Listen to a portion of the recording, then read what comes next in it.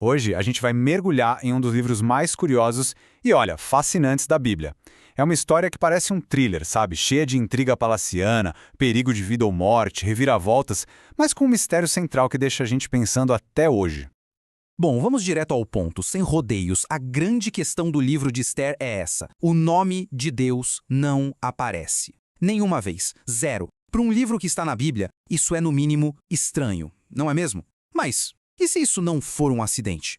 E se for, na verdade, uma técnica literária genial? Um convite do autor para que a gente se torne um detetive e procure a mão de Deus agindo onde ela não parece estar. E o autor não nos deixa no escuro, não. Ele espalha pistas por toda a narrativa. A história é simplesmente lotada do que parecem ser coincidências absurdas, uma sorte inacreditável e ironias tão perfeitas que parecem planejadas. Tudo isso nos obriga a perguntar: isso é só o acaso ou existe um propósito maior, uma mão invisível orquestrando tudo por trás das cortinas? Olha só como essa corrente de eventos se encaixa de um jeito impressionante.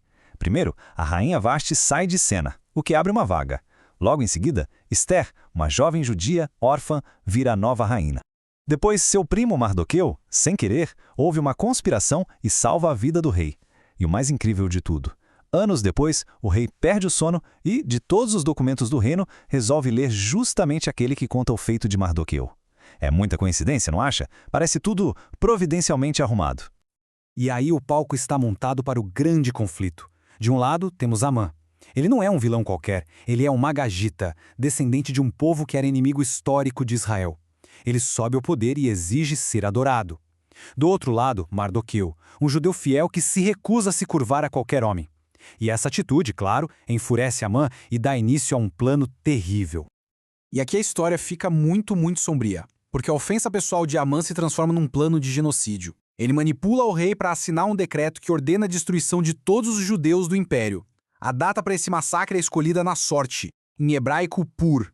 Para o povo judeu, que já vivia numa situação super frágil no exílio, isso era basicamente uma sentença de morte. Mas aqui tem um ponto que é fundamental para a gente entender a história.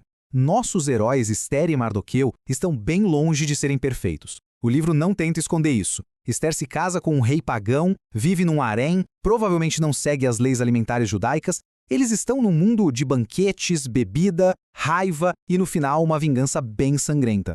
O ponto não é que eles são perfeitos, mas sim que eles se tornam modelos de confiança e esperança no meio do caos.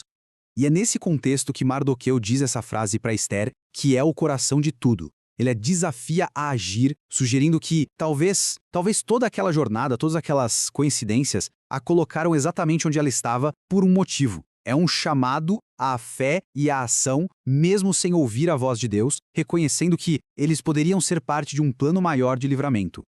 Bom, a partir desse momento a história se transforma numa das maiores e mais satisfatórias reviravoltas que existem. Vamos ver agora como cada plano maligno de Amã é virado de cabeça para baixo de uma forma perfeitamente irônica. Prestem atenção na simetria disso aqui. É impressionante. Amã constrói uma forca para Mardoqueu e é ele mesmo quem morre nela. Ele planeja a aniquilação dos judeus e o resultado é um decreto que garante a salvação deles. Ele sonha em ser honrado pelo rei e acaba sendo forçado a honrar publicamente o seu maior inimigo. É uma justiça poética mas tão perfeita que parece ter uma assinatura. E a queda dele é muito rápida. Esther, com uma coragem incrível, revela quem ela é e denuncia o plano de Amã. O rei fica furioso e manda executar Amã na hora, mas ainda tinha um problema. O decreto de morte contra os judeus. Uma lei persa não podia ser simplesmente cancelada. A solução? Criar uma nova lei, um contradecreto, que dava aos judeus o direito de se defender e lutar por suas vidas. Tudo isso nos traz de volta àquela nossa pergunta lá do início. Vimos todas essas reviravoltas, essas coincidências. O que isso nos diz sobre o fato de Deus não ser mencionado no livro? Como a gente encontra Deus nas sombras dessa história? Na teologia, existe um conceito que se encaixa perfeitamente aqui. Deus absconditus, que significa o Deus escondido. A ideia é que Deus não precisa de raios e trovões ou de uma voz do céu para agir. Ele opera nos bastidores da história, usando as escolhas, as ações e até mesmo as falhas de pessoas comuns para cumprir os seus propósitos soberanos. Então a mensagem principal fica muito clara. O silêncio de Deus no livro não significa ausência, pelo contrário. Esther nos mostra que Deus continua fiel às suas promessas, mesmo quando o seu povo vive de forma complicada. Mostra que a soberania dele está acima de qualquer império ou conspiração. E talvez o mais importante, o aparente silêncio de Deus é, na verdade, um convite. Um convite para que a gente confie na sua providência e procure a sua mão agindo no mundo.